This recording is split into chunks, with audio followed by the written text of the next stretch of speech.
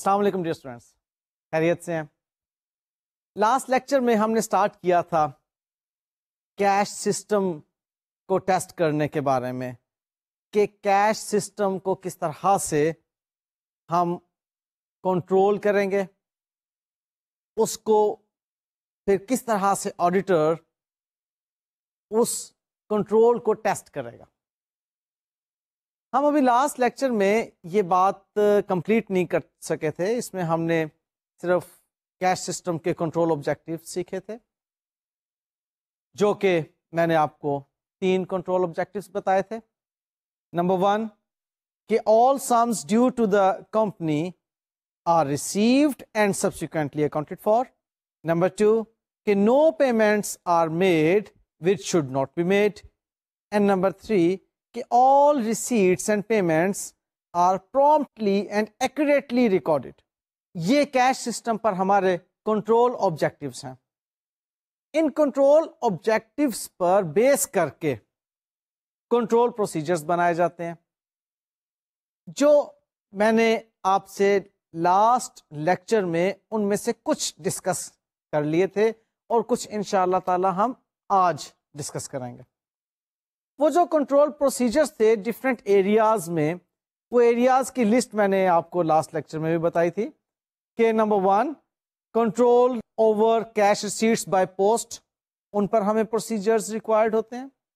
Number 2 controls over cash collected by salesmen and representatives. Number 3 controls over cash sales. Number 4 controls over banking of receipts. یہاں تک ہم نے last lecture میں کور کر لیا تھا۔ اب جو آج انشاءاللہ تعالی ہم نے کور کرنے ہیں کنٹرول پروسیجرز، ان میں شامل ہیں کنٹرولز اوور چیک پیمنٹس، پھر کنٹرولز اوور بینک ریکنسیلیشنز، اینڈ پھر کنٹرولز اوور پیٹی کیش۔ یاد رکھیے کہ پیٹی کیش بھی کیش سسٹم کا ہی ایک حصہ ہے۔ آپ کو میں نے لاسٹ لیکچر میں یہ بات اچھی طرح سے سمجھا دی تھی کہ whenever we talk about cash system, تو کیش سسٹم میں ہارڈ کیش ہی نہیں صرف، بلکہ جو بینک میں ہماری ڈیلنگز ہوتی ہیں چیک کے ذریعے سے، پیئنگ ان سلپ کے ذریعے سے، وہ بھی آ جاتی ہیں، اور یہ پیٹی کیش بھی ہمارا کیش سسٹم کا ہی حصہ ہوا کرتا ہے۔ سو کیش سسٹم ایک انتہائی سینسٹیو ایریا جس کے بارے میں کہا یہ جاتا ہے کہ موسٹ لائکلی اس کو ڈسپیئر ہو جانا ہوتا ہے۔ اگر آپ اس پہ کنٹرول نہیں رکھیں گے یا آپ کا کنٹرول ویک ہوگا تو کیش تو فوری طور پر ڈسپیئر ہو جائے گا۔ اس لیے یہاں پر کیش پر آپ کو بہت سخت قسم کے کنٹرول پروسیجرز اپنانا ہوتے ہیں، اور انہی کنٹرول پروسیجرز کو آڈیٹر پھر بعد میں ٹیسٹ کر رہا ہوتا ہے کہ کیا واقعی یہ سسٹم اکارڈنگلی اڈاپٹ کیا گیا اور امپلیمنٹ ہوا۔ وہ پھر ایک سسٹم اپروچ ہوتی ہے آڈٹ کی، آڈٹ ایویڈنس حاصل کرنے کے لیے۔ لیکن جی ہم آپ آج کی گفتگو شروع کرتے ہیں، جو کہ کنٹرول پروسیجرز کے ریفرنس میں ہماری رہ گئی تھی باقی۔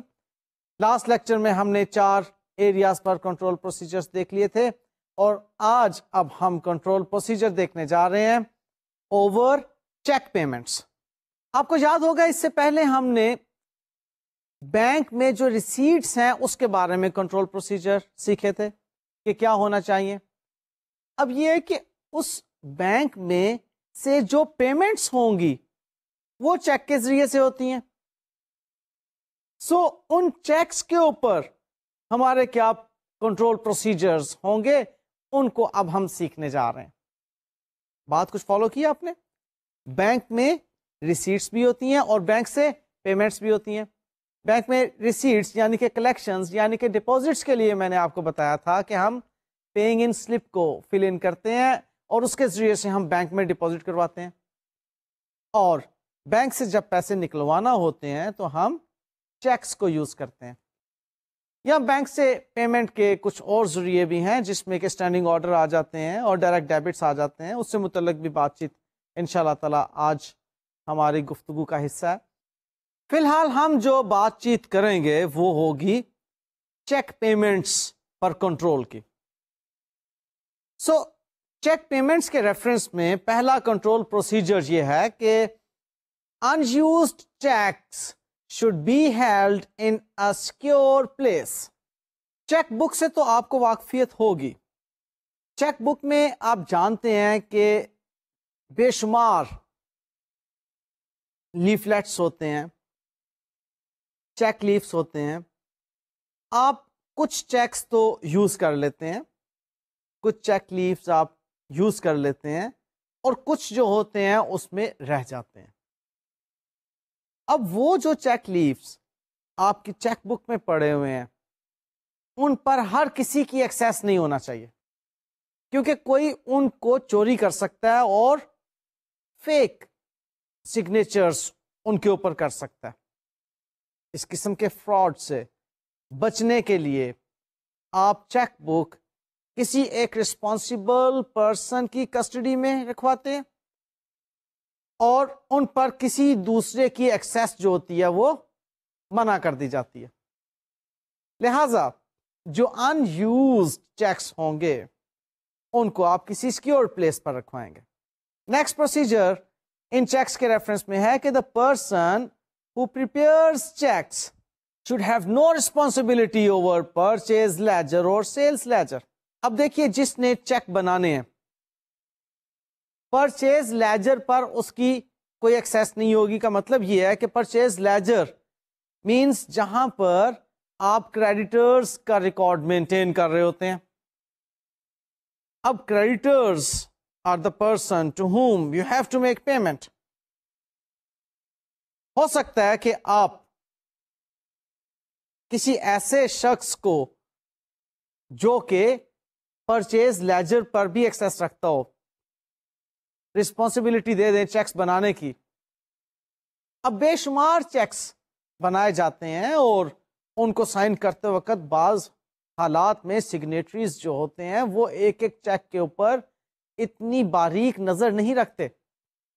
اب وہ شخص جو کہ پرچیز لیجر کو مینٹین کرنے کے لیے رسپانسبل ہے وہ کسی ایک کو فیور کرتا ہے, اس شخص کو جس کو کہ پیمنٹ ہم نے 1 مہینے کے بعد کرنی تھی اس کو 1 مہینہ پہلے ہی چیک بنا کر اسے سائن کروا کے بھیج دیتا ہے.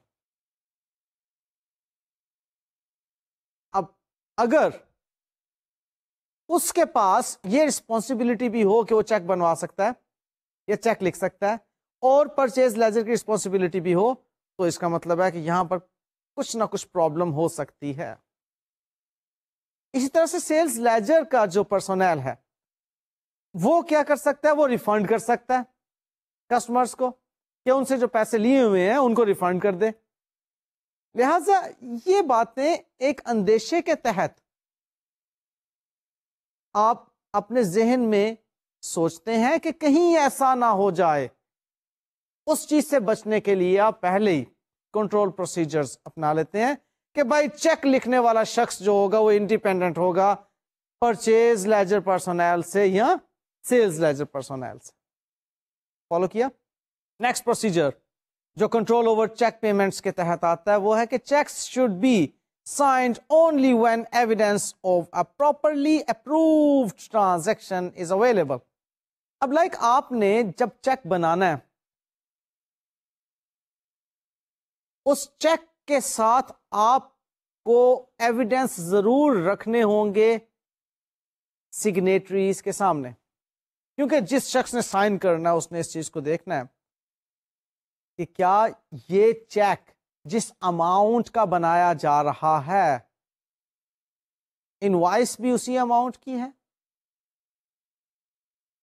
وہ جو سپورٹنگ ڈاکیومنٹ ہے جو کہ انوائس بھی ہو سکتی ہے یا کوئی ایگریمنٹ ہو سکتا ہے یا کوئی کانٹریکٹ ہو سکتا ہے جس کے تحت آپ پیمنٹ کر رہے ہیں کسی سپلائر کو, کسی کریڈیٹر کو,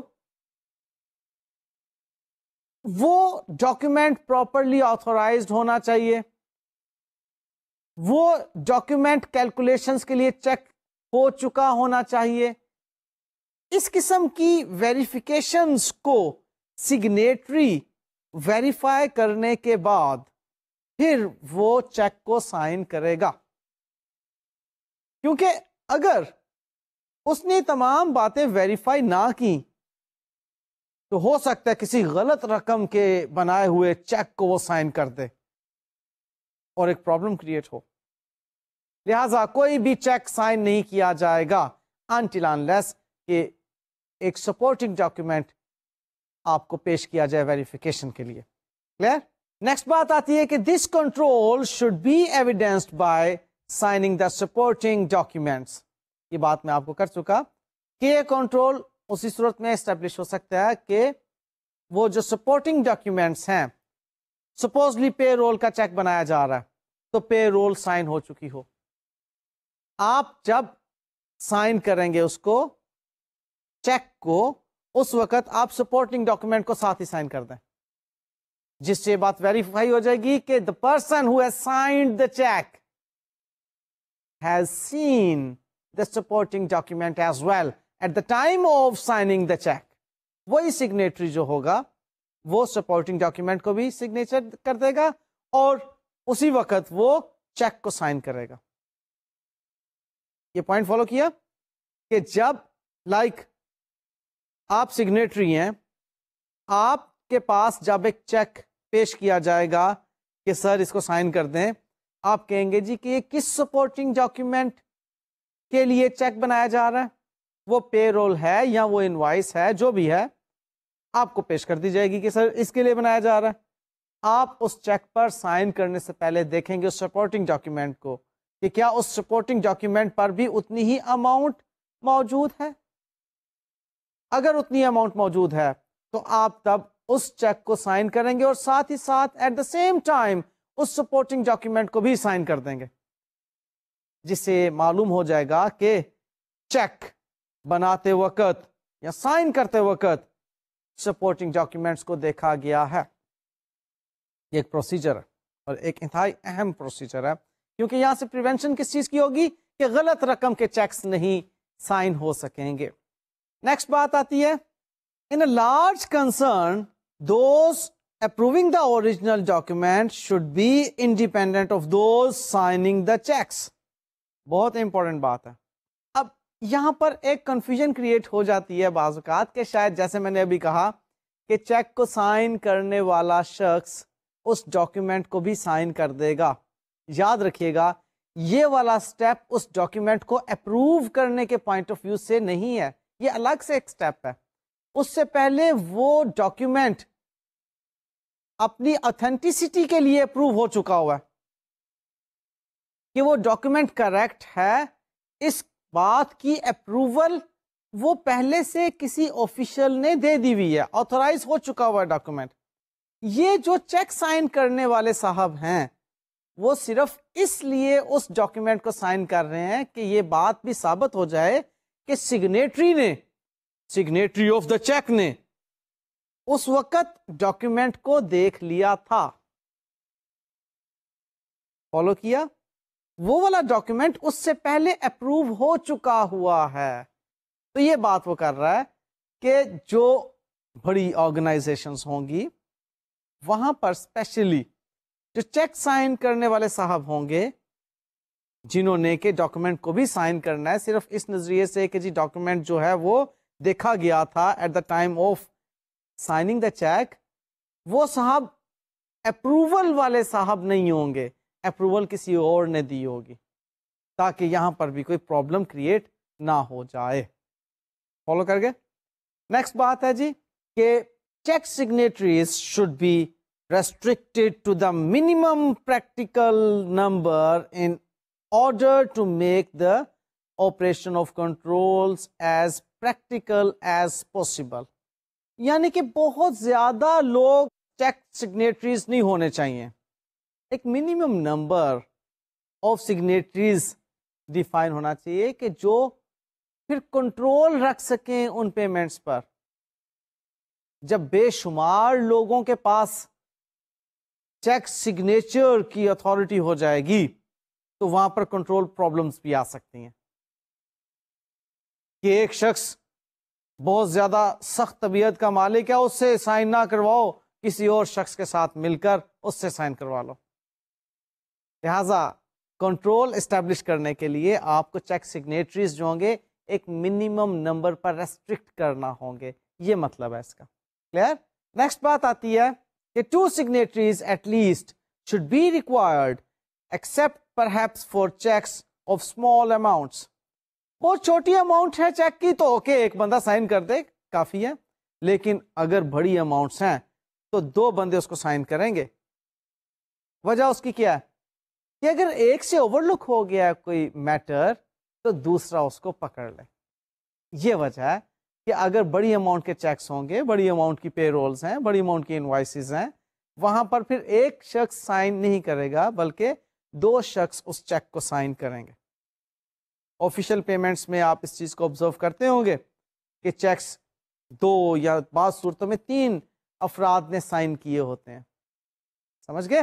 نیکسٹ بات آتی ہے جی کہ the signing of blank cheques and cheques in favour of the signatory should be prohibited. Blank cheque نہیں چلے گا جناب. آپ چیک سائن کر کے رکھ دیں گے, ٹھیک ہے جی آپ بعد میں اس کے اوپر اماؤنٹ فل ان کریں اور دے دیں, میں ذرا جا رہا ہوں ملک سے باہر تو یہ بلینک چیک رکھیں آپ. Never, it should not happen. اور نہ ہی ایسا کام ہوگا کہ سگنیٹری خود اپنے نام کا چیک سائن کر لے, یہ کام بھی نہیں ہوگا. سگنیٹری خود اپنے نام کا چیک سائن نہیں کر سکتا اور نہ ہی بلینک چیکس کو سائن کر کے رکھ دیا جائے گا کہ جی ضرورت پڑنے پر ہو سکتا ہے signatory would not be available تو these cheques will be used. Never, ایسا کام نہیں کرنا, بہت بڑی کنٹرول ویکنیس کہلائے گی. پھر نیکسٹ پروسیجر یہ ہے جی کہ the cheques should be crossed account payee only. اول تو یہ ہوتا ہے کہ جہاں پر بھی کہیں بہت زیادہ چیکس بنائے جاتے ہوں پیمنٹس کے لیے, بے شمار سپلائرز ہیں جن کو پیمنٹس کرنی ہے, وہاں پر چیکس کے اوپر ہی وہ کراس والی 2 لائنز پرنٹ کروا لی جاتی ہیں تاکہ کبھی ہم بھولے ہی نہ. اگر کبھی بھول بھی جائیں تو پھر ہمیں کوئی پرابلم نہ ہو. یعنی کہ ہم نے لائنز ڈرا کرنے والی زحمت نہیں اٹھانی, ہم نے چیک پر 2 لائنز پرنٹ کروا لی ہیں پیرالل اکاؤنٹ پے اونلی کے نام سے. لیکن اگر کہیں ایسا نہیں ہے تو یاد رکھیے جو بھی چیک ایشو ہوگا اس کو کراسڈ چیک کے طور پر ہی ایشو ہونا چاہیے. فائدہ اس سے کیا ہے آپ کو لاسٹ لیکچر میں بھی بتا چکا کہ جو کراس چیکس ہوتے ہیں وہ جس شخص کے نام کا چیک ہوتا ہے صرف اور صرف اسی شخص کے اکاؤنٹ میں فنڈ ٹرانسفر اس کراس چیک کی وجہ سے ہو سکتے ہیں, کسی اور کے اکاؤنٹ میں وہ فنڈز ٹرانسفر اس چیک کے اگینسٹ نہیں کیے جا سکتے, اس لیے the cheque should be crossed. اب نیکسٹ بہت اہم کنٹرول پروسیجر یہ ہے کہ the supporting documents should be cancelled as paid. اب اس کا کیا مطلب ہے؟ دیکھو میں نے آپ سے کہا تھا کہ آپ کو کلوزلی آبزرو کرنا چاہیے اپنی انوائرمنٹس کو. آپ دیکھتے ہوں گے عموماً کہ جب کبھی آپ کوئی اچھے ریسٹورینٹ میں سپوز آپ کھانا کھانے گئے, انہوں نے آپ کو ایک انوائس ریز کی, آپ نے اس کے اگینسٹ پیمنٹ کر دی, تو اس انوائس کے اوپر ایک سٹیمپ لگا دی جاتی ہے پیڈ کی. ایسا ہوتا ہے. یہ اس پیڈ کی سٹیمپ کے بارے میں بات کرنے جا رہا ہوں اس وقت کہ جب آپ کسی انوائس کے اگینسٹ پیمنٹ کر چکے ہیں, اب آپ پیمنٹ کر رہے ہیں, آپ اگر کسی انوائس کے اگینسٹ پیمنٹ کر چکے ہیں اور آپ ایک سسٹمیٹک آرگنائزیشن ہے, آپ اس انوائس کو یا اس سپورٹنگ ڈاکیومنٹ کو کینسل کر دیں through fixing a stamp of paid on it, کہ آپ نے ایک سٹیمپ اس کے اوپر لگا دی کہ this supporting document has been paid off. اب اس کے اگینسٹ ڈپلیکیٹ پیمنٹ نہیں ہو سکے گی. اگر آپ کسی ایک سپورٹنگ ڈاکیومنٹ کو پیمنٹ کی سٹیمپ نہیں لگاتے تو وہاں پر چانسز ہیں کہ وہی والا سپورٹنگ ڈاکیومنٹ دوبارہ کہیں پیش کر دیا جائے اور اس کے اگینسٹ اسی شخص کو ایک اور پیمنٹ بھی ہو جائے. اس لیے that supporting document should be stamped with cancelled اور paid stamp. یہاں پر آپ کے ذہن میں آ رہا ہوگا کہ جی چیک جس نے سائن کیا تھا اس نے اس وقت اس سپورٹنگ ڈاکیومنٹ کو بھی تو سائن کیے تھے نا. تو سگنیچرز جو ہیں بعض اوقات کنفیوز کر دیتے ہیں کہ یہ سگنیچرز تو اس ڈاکیومنٹ کو اپروو کروانے کے لیے تھے. یہ وجہ تھی کہ وہاں پر ہم نے ایک اور کنٹرول پروسیجر پڑھا تھا کہ اپروو کرنے والا شخص سگنیٹری آف دا چیک سے ڈفرینٹ ہوگا. اور اسی کنفیوژن کو مکمل طور پر دور کرنے کے لیے اب ہم یہ بات سیکھ رہے ہیں کہ وہاں پر پیڈ کی اسٹیمپ لگا دی جائے تاکہ اب وہ ڈاکیومنٹ جو ہے دوبارہ استعمال نہ ہو سکے پیمنٹ کے لیے. ایک مرتبہ اس ڈاکیومنٹ کے اگینسٹ پیمنٹ ہوگی بس بات ختم. اب نیکسٹ پروسیجر یہ ہے جی کہ دا check should preferably be dispatched immediately. If not, these should be held in a safe place. آپ نے جب چیک بنا لیا, چیک سائن ہو گیا, اب کیا کام ہے کہ جی آپ اس چیک کو روکے رکھیں. اب آپ پر ذمہ داری ہے کہ اس چیک کو فوری طور پہ ڈسپیچ کر دیں سپلائر کی طرف. اور اگر کسی وجہ سے آپ آج نہیں ڈسپیچ کر سکتے, آفس ٹائم ختم ہونے کو ہے, آپ اس کو پھر کسی سیف پلیس پر رکھ کے جائیں گے تاکہ وہ گم نہ جائے. کیونکہ جتنا ڈیلے کرتے ہیں نا کسی چیز کو اتنا ہی وہ گمنے کے چانسز ہوتے ہیں. لہذا آپ جب ایک پروسیس پورا کر چکے, ایک پروسیجر سے گزر چکے, you have spend your time on that process, تو اب اس کو اس کی انتہا تک پہنچا دو. اور اس کی انتہا کیا ہے کہ آپ اس چیک کو ڈسپیچ کر کے فارغ ہو جائیں کہ جی اوکے چیک ڈسپیچ ہو گیا, اب ہماری ذمہ داری ختم ہو گئی. اس لیے وہ کہہ رہا ہے کہ اگر آپ ڈسپیچ نہیں کر سکے اس تاریخ میں جس تاریخ میں آپ نے چیک بنایا, تو اس کو آپ کسی سیف پلیس پر رکھ کر جائیں تاکہ نیکسٹ ڈے آپ جب آئیں وہیں سے اس کو پک کریں اور ڈسپیچ کریں. کلیئر؟ نیکسٹ پروسیجر اسی چیک پیمنٹس کے ریفرنس میں ہے کہ the returns cheques may be obtained from the bank. آپ نے جو چیک پے کیے, بعض صورت میں وہ چیکس واپس ہو جاتے ہیں. اب اگر وہ چیک واپس ہو گئے تو ان چیکس کا بھی آپ کے پاس ایک ریکارڈ مینٹین ہونا چاہیے. یہ وہ بات کر رہا ہے. اور ان پہ پھر سیمپل چیک بھی کیا جاتا ہے ریکارڈز کے ساتھ. پھر ان چیکس کے اگینسٹ نئے چیکس بھی ایشو کیے جاتے ہیں.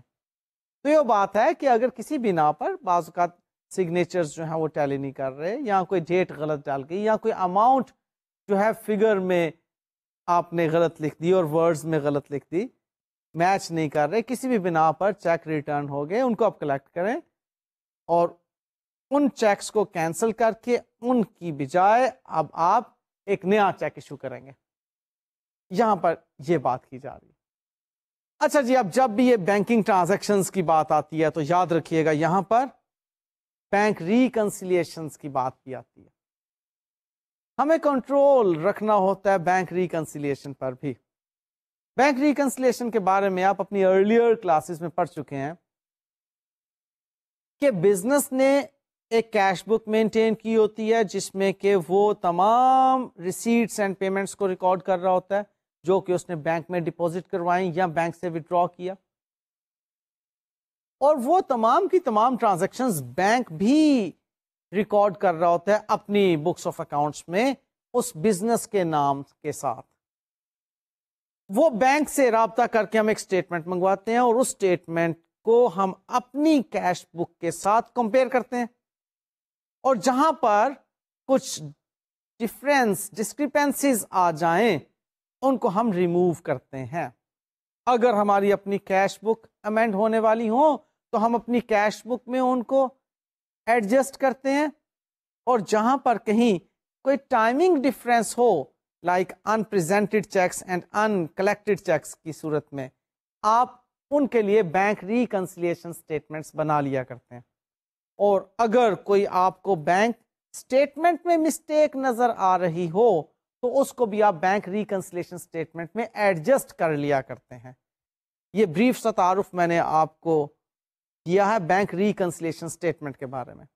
اب اس بینک ریکنسیلیشن اسٹیٹمنٹ کو بنانے کے ریفرنس میں ہم کنٹرول پروسیجرز دیکھنے جا رہے ہیں.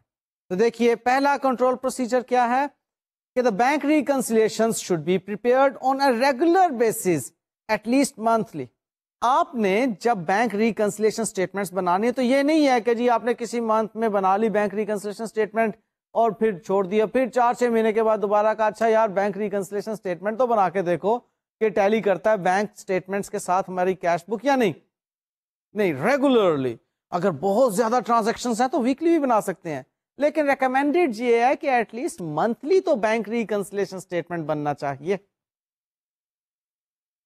ہاں اگر بہت کم ٹرانزیکشنز ہیں تو کوارٹرلی بنا لیں, بہت کم ٹرانزیکشنز ہیں تو اینولی بنا لیں, لیکن بنائیں آپ ایک ریگولر انٹرولز کے بعد, یہ نہیں کہ کبھی بنائیں اور کبھی نہ بنائیں. سو بہرحال ہم جس لیول کی آرگنائزیشن کے بارے میں باتیں کر رہے ہیں وہاں پر ٹرانزیکشنز کافی زیادہ ہوا کرتی ہیں, تو وہاں پر ریکمینڈیڈ یہ ہے کہ at least monthly bank reconciliation statement ضرور بننا چاہیے, اور ہر بینک کے لیے الگ الگ بینک ریکنسیلیشن اسٹیٹمنٹ ہوگی, اوبویس سی بات ہے. نیکسٹ کنٹرول پروسیجر یہ ہے کہ the person responsible for preparation should be independent of the receipt and payments. وہ شخص جو بینک ریکنسیلیشن اسٹیٹمنٹ بنا رہا ہے وہ شخص ریسیٹس اور پیمنٹس کے کام سے انڈیپینڈنٹ ہوگا. وہ شخص نہ تو کلیکشنز کر رہا ہوگا, نہ وہ ریسیٹس کو ریکارڈ کر رہا ہوگا, نہ وہ پیمنٹس کر رہا ہوگا, نہ وہ پیمنٹس کو ریکارڈ کر رہا ہوگا. وہ ایک انڈیپینڈنٹ شخص ہوگا تاکہ کسی بھی طرح سے وہ باعث نہ ہو, وہ اپنی غلطیوں کو نہ چھپا رہا ہو, اس لیے اس کو ریکنسیلیشن کرنے والے شخص کو ایک انڈیپینڈنٹ شخص ہونا چاہیے. نیکسٹ یہ بات ہے کہ if the reconciliation is prepared by an independent person, so that independent person should obtain bank statement directly from the bank and hold that bank statement until the reconciliation is completed.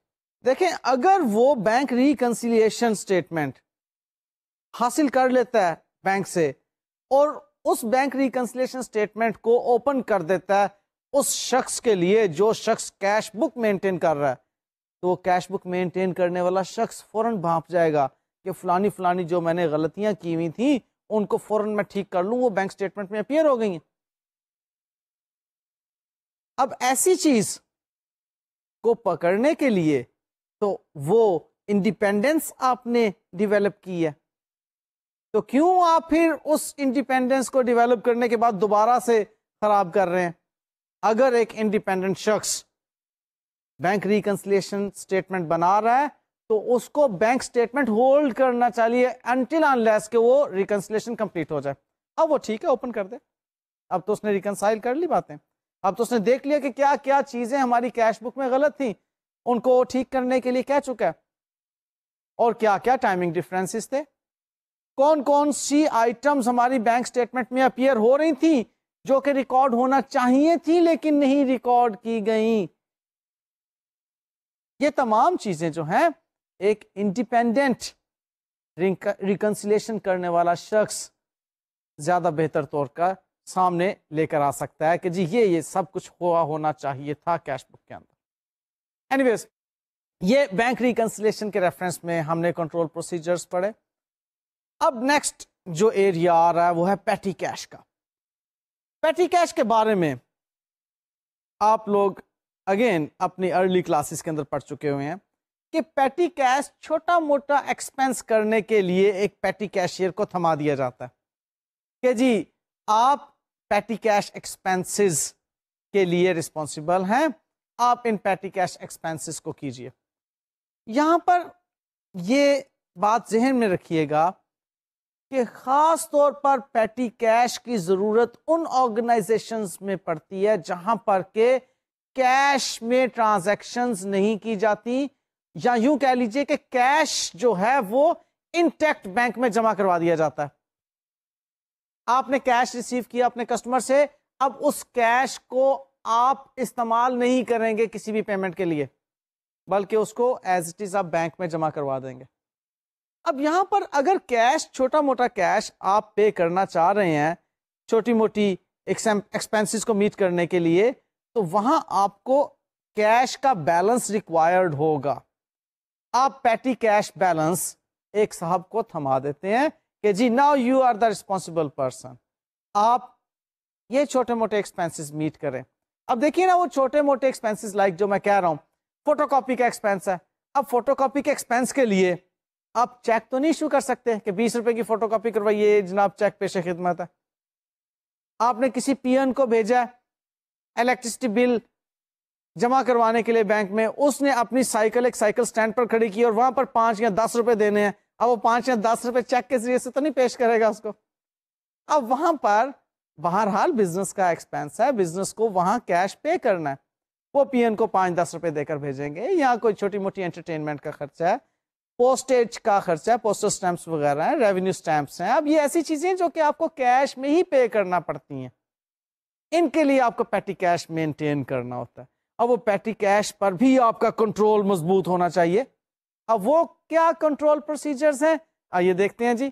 Number 1 کہ the level of and location of cash floats should be laid down formally. آپ کو بتانا ہوگا کہ cash float کتنا ہوگا اور کہاں پر رکھا جائے گا. Cash float minus cash balance.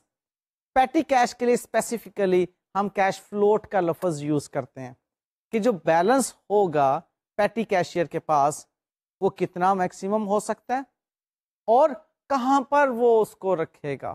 یہ بات آپ کو ڈیفائن کر دینا ہوگی. نیکسٹ بات یہ ہے کہ there should be restricted access to the float. ہر شخص جا کر دراز کھول کر اس میں سے پیٹی کیش کے پیسے نہیں نکال سکتا کہ جی میں تو جناب بزنس کا ایک چھوٹا سا ایکسپینس کرنا ہے. لائک سویپر ہے, وہ کہتا ہے جی کہ میں نے کلیننگ مٹیریل لے کر آنا ہے, مجھے آپ پیسے دیں, میں کلیننگ مٹیریل لے کر آنا چاہتا ہوں. اب فوری طور پر وہ پیٹی کیشیئر صاحب جو ہیں وہ اویلیبل نہیں ہے, وہ چپ کر کے دراز کھولتا ہے اور اس میں سے 50-60 روپے 100 روپیہ نکالتا اور کہتا ہے جی میں تو جناب یہ چیزیں لینے گیا ہوا تھا اور میں نے کیش یہاں سے بزنس کے ایکسپینس کے لیے نکالا. نہیں, ایسی بات نہیں. یہاں پر پھر چوری چکاری کے بہت زیادہ خدشات ہو سکتے ہیں. ہر کسی کی ایکسیس نہیں ہونا چاہیے پیٹی کیش پر, بھلے وہ چھوٹے موٹے خرچوں کے لیے یہی ہے, لیکن اس پر ایکسیس نہیں ہونا چاہیے. پھر نیکسٹ یہ کہ all expenditure should require a voucher signed by a responsible official, not the petty cashier. اب وہ جو پیٹی کیشیئر ہے وہ اس حد تک ریسپانسیبل نہیں ہونا چاہیے کہ پیٹی کیش واؤچرز کو بھی وہی آتھورائز کر رہا ہو, گڑبڑ کر دے گا. وہاں پر جو شخص پیٹی کیش واؤچرز کو آتھورائز کرنے والا ہوگا وہ انڈیپینڈنٹ ہوگا پیٹی کیشیئر سے. اوکے, یہ پیٹی کیش پر ایک پروسیجر, امپورٹنٹ پروسیجر ہے. نیکسٹ بات آتی ہے کہ the imprest system should be use to reimburse the float. اب یہ امپریسڈ سسٹم کیا ہے, آپ نے آغاز کی کلاسز میں یہ پڑھا ہوگا کہ امپریسڈ سسٹم اور سمپل ایک پیٹی کیش سسٹم ہوتا ہے. امپریس سسٹم میں آپ نے ایک لمٹ مقرر کر دی سے 1000 روپیز. اب جتنا ایکچوئل ایکسپینس اس نے انکر کیا ایک ماہ میں, وہ آپ نے دوبارہ اگلا مہینہ شروع ہونے سے پہلے ریمبرس کر دیا. لائک 980 روپیز اس نے ایکسپینڈیچر کیا 1000 روپیز میں سے 20 اس کے پاس فلوٹ پڑا ہوا ہے. اب وہ 980 دوبارہ اس کو ری امبرس ہو گیا. اب 980 کی ری امبرسمنٹ جو ہے وہ جب اس کے ہاتھ میں آئے گی تو یعنی کہ ٹاپ اپ ہو گیا. اب وہ ٹاپنگ اپ 1000 کی لمٹ پہ پہنچ گئی. اس کو امپریسڈ سسٹم کہتے ہیں. اس کے برعکس جو پیٹی کیش سسٹم یا سمپل سسٹم ہے وہ کیا ہے کہ ہر مہینے اس کو 1000 روپیز دے دیے جائیں. اب ہر مہینے اس کو 1000 روپیز دے دیے جانے کا مطلب ہے کہ کہیں اس کے پاس 50 روپے اگر پڑے ہوئے ہیں تو 1000 کے ساتھ 1050 روپیز ہو گئے. اگر اس کے پاس 100 روپے پڑا ہوا ہے تو 1000 آپ نے دیا 1100 روپیہ ہو گیا. ایسی بات نہیں.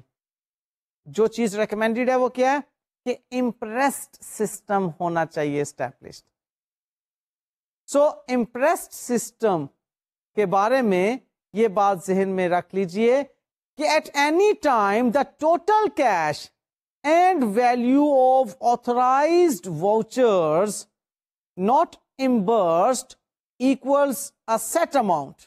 For example, جیسا کہ میں نے 1000 روپیز آپ کو کہے تھے کہ ایک میکسیمم لمٹ ہے، یعنی کہ آپ نے جو فلوٹ رکھا ہوا ہے، جو کیش ابھی تک خرچ نہیں ہوا وہ فلوٹ ہے نا، اور جو آپ کے آتھورائزڈ پیٹی کیش واؤچرز ہیں جو ابھی ری ایمبرس نہیں ہوئے، جن کے پیسے ابھی آپ کو ملنے ہیں، وہ دونوں مل کر میکسیمم لمٹ 1000 کے برابر ہی ہونا چاہیے نا. یہ وہ بات ہے. نیکسٹ پروسیجر یہ کہتا ہے ہمیں کہ vouchers should be produced before the cheque to top up the cash float is signed. دیکھیے اب اس پیٹی کیش کی ٹاپنگ اپ کے لیے آپ کو مین کیشیئر یا مین کیش مینیجر سے پیسے لینے ہیں نا. اب مین کیش مینیجر آپ کو کب پیسے دے گا؟ لائک وہ 20 روپے باقی بچ گئے تھے، 980 روپیز مین کیش مینیجر جو ہے اس نے آپ کو دینے ہیں. وہ کب آپ کو 980 کا چیک دے گا؟ جب آپ تمام آتھورائزڈ پیٹی کیش واؤچرز پیش کر دیں گے. جناب یہ پیٹی کیش واؤچرز پیش خدمت ہیں، ان کے اگینسٹ مجھے 980 روپیز کا جو ہے چیک ادا کر دیا جائے تاکہ میرا پیٹی کیش دوبارہ سے 1000 روپیز کی سیلنگ پر آ جائے، ٹاپ اپ ہو جائے. اوکے. نیکسٹ بات کہتے ہیں کہ vouchers should be cancelled once reimbursement has taken place. یہ وہی بات ہے جو کہ ہم نے مین چیک کے ذریعے سے پیمنٹس کے وقت بھی کی تھی کہ جن انوائسز کے اگینسٹ پیمنٹ ہو جائیں ان انوائسز کو آپ کینسل کی سٹیمپ لگا دیں، یعنی کہ پیڈ کی سٹیمپ لگا دیں. اسی طرح سے پیٹی کیش واؤچرز جن کے اگینسٹ ری ایمبرسمنٹ اب آپ کو مل گئی ہے ان کو کینسل کر دینا چاہیے، یعنی کہ وہ ان کے اگینسٹ دوبارہ سے ری ایمبرسمنٹ کلیم نہ کی جا سکتی ہو، اس لیے ان کو اسی وقت کینسل کی سٹیمپ لگا دینی چاہیے، پیڈ کی سٹیمپ لگا دینی چاہیے، یا جو بھی ایک اپروپریٹ سٹیمپ ہے اس پہ آپ لگا دیں تاکہ معلوم ہو جائے کہ یہ واؤچرز جو ہیں ان کے اگینسٹ ری ایمبرسمنٹ ہو چکی ہے. نیکسٹ کنٹرول پروسیجر پیٹی کیش پر یہ ہوگا کہ a minimum amount should be placed on a petty cash payment to discourage normal purchase procedures being bypassed. دیکھیں اگر آپ بہت بڑی اماؤنٹ کے ساتھ پیٹی کیش پیمنٹس الاؤ کر دیں گے تو بڑی پرچیزز بھی پیٹی کیش کے ذریعے سے ہی ہونا شروع ہو جائیں گی، کیونکہ پیٹی کیش کی صورت میں آپ کو وہ اسٹرکٹ قسم کے کنٹرول میئرز نہیں فالو کرنا ہوتے جو کہ باقاعدہ پرچیزنگ سسٹم کے ہیں. پیٹی کیش تو چھوٹی موٹی چیزوں کے لیے ہے، اسٹیشنری کی کوئی آئٹم پرچیز کر لی، کوئی فوٹو کاپی کروا لی، کوئی اسٹیمپس پرچیز کر لی، کوئی آپ نے کوریئر کے چارجز پے کر دیے، اس قسم کے چھوٹے موٹی ایکسپینسز کے لیے پیٹی کیش ہے. تو بڑی پیمنٹس کے لیے تو پیٹی کیش نہیں ہونا چاہیے، کیونکہ بڑی پیمنٹس ہوں گی تو آپ پھر ڈیفینیٹلی اگر بڑی پیمنٹس الاؤ ہوں گی کرنے کی تو آپ ڈیفینیٹلی بڑی پرچیزز کو بھی پیٹی کیش سے کر لیں گے تاکہ اتنے زیادہ اسٹرکٹ قسم کے کنٹرول پروسیجرز کو اوائڈ کیا جا سکے. کلیئر؟ لہذا کم از کم رقم ہونا چاہیے، لائک 100-50 اس قسم کی چھوٹی موٹی اماؤنٹ. پھر یہ کہ a petty cash book should be maintained by the petty cashier. Entries should be made promptly. Petty cashier وہ petty cash book maintain کرے گا اور جیسے ہی petty cash payments ہوں گی فوراً ان کو ریکارڈ کر لے گا petty cash book میں. یہ بھی ایک کنٹرول پروسیجر ہے. نیکسٹ کنٹرول پروسیجر یہ ہے کہ periodically the petty cash float should be reconciled to the balance in the petty cash book by an independent person. اب دیکھیں نا فزیکلی وہ اس دراز میں کتنا فلوٹ پڑا ہوا ہے اور پیٹی کیش بک کتنے پیسے بتا رہی ہے کہ ہمارے پاس اتنے پڑے ہونے چاہیے. دیکھیں یہاں پر بھی اگین وہی ٹیمنگ اینڈ لیڈنگ والا مسئلہ آ سکتا ہے کہ پیٹی کیش کے لیے آپ نے جتنا کیش دیا ہوا ہے اس نے اپنی ذاتی استعمال میں لے آیا ہفتے کے لیے 10-15 دن کے لیے، اور کیش بک بتا رہی ہے کہ ہمارے پاس اتنی اماؤنٹ پڑی ہوئی ہے جبکہ فزیکلی اتنا کیش نہیں پڑا ہوا اس کے دراز میں. لہٰذا یہاں پر پیریوڈیکلی ایک ریکنسلیشن ہونی چاہیے کہ جی جتنا کیش بک بتا رہی ہے، پیٹی کیش بک جتنا بیلنس بتا رہی ہے، سے کہ 850 روپے پیٹی کیش بک بتا رہی ہے کہ آپ کے پاس ہونے چاہیے اس وقت دراز میں صرف 50 روپے پڑے ہوئے ہیں، 800 روپے سے اس پیٹی کیشر نے اپنے گھر کا بجلی کا بل ادا کر دیا کہ جی ہفتے 10 دن کے بعد میں اس کو اس کے اندر ڈال دوں گا دوبارہ سے. اب یہ بات تو غلط ہے نا، وہ اپنے پرسنل استعمال میں نہیں لا سکتا پیٹی کیش کو. اس کے لیے پھر پیریوڈیکلی ایک ریکنسیلیشن ہوگی، فزیکلی پیٹی کیش کتنا پڑا ہوا ہے دراز میں اور پیٹی کیش بک کتنا بیلنس بتا رہی ہے، ان دونوں کی ریکنسیلیشن. لیکن جی نیکسٹ جو بات آ رہی بڑی مزے کی ہے کہ rules should exist preferably preventing the issue of IOUs or the cashing of checks for employees. IOU پہلے سمجھ لیجئے کیا ہے. اصل میں IOU جو ہے یہ پورا ایک سینٹینس کے طور پر آپ اس کو لیجئے. IOU میں آپ کا مقروض ہوں، اس کو IOU کے ساتھ لکھ دیا جاتا ہے. اب یہ IOU استعمال ہوتا ہے جب کسی دفتر کے بندے کو 1 دن کے لیے 2 دن کے لیے تھوڑے سے پیسے ریکوائرڈ ہوں، 50-100 روپے، تو پیٹی کیشر کے پاس چلا جاتا ہے کہ آج میرے پاس پیسے نہیں ہیں، تو میں نے سپوز لنچ کرنا ہے، میں آج اپنا والیٹ جو ہے گھر بھول آیا ہوں، تو آپ مجھے 100 روپیہ دے دیجئے، میں کل آپ کو دے دوں گا. پیٹی کیشر کہتا ہے ٹھیک ہے جی آپ یہ IOU سائن کر دیں، میں آپ کو پیسے دے دیتا ہوں. اب IOU مینس کہ میں آپ کا مقروض ہوں. وہ 100 روپیہ پیٹی کیشیئر سے وہ صاحب لے لیں گے، IOU سائن کر کے دے دیں گے، پیٹی کیشیئر اپنے دراز میں وہ IOU رکھ دیں گے، وہ صاحب اگلے دن 100 روپیہ لوٹا دیں گے اور IOU جو ہے وہ کینسل کر دیا جائے گا، پھاڑ دیا جائے گا، ختم ہو جائے گی وہ IOU والی بات. سو کہہ رہا ہے کہ IOUs کو بہرحال ڈسکریج کرنا چاہیے، کیونکہ ہوتا یہ ہے کہ ایک مرتبہ یہ ریت چل نکلے، ویسے تو چلو مدد کی بات ہے، لیکن ایک مرتبہ یہ ریت چل نکلے تو مس یوز ہوتی ہے کہ ہر شخص ہی جناب آج یہ مسئلہ ہے آپ 100 روپیہ دے دیں IOU سائن کروا لیں، آج یہ مسئلہ ہے آپ 50 روپے دے دیں IOU سائن کروا لیں. اب وہ بعد میں مسائل ہی آنا شروع ہو جاتے ہیں، واپسی پھر نہیں ہوتی، اور وہ IOU آپ کے دراز میں بے شمار ہو جاتے ہیں. لہٰذا ایک تو اس کو ڈسکریج کرنا چاہیے. دوسری ایک اور بات بھی ہے تو مدد کی، لیکن وہ کہتا ہے کہ جو امپلائیز کے آپ کے کولیگز ہیں ان کے پرسنل چیکس ہوتے ہیں. اب فرض کر لیں ایک شخص ہے وہ کہتا ہے جی کہ میں نے بینک سے پیسے نکلوانے ہیں، یہ 500 روپے کا چیک ہے، یہ آپ لے لیجئے اور 500 روپے آپ مجھے پیٹی کیش میں سے دے دیجئے. آپ نے بینک تو جانا ہی ہے یا آپ نے باہر جانا ہے، آپ جا کر یہ میرا چیک بھی کیش کروا لیجئے گا. اب بات تو مدد کی ہے، لیکن بات یہ ہے کہ بزنس کے اندر اس طرح کے مسائل جو ہوتے ہیں ان کو میکسیمم اوائڈ کیا جاتا ہے. ریزن کیا ہے؟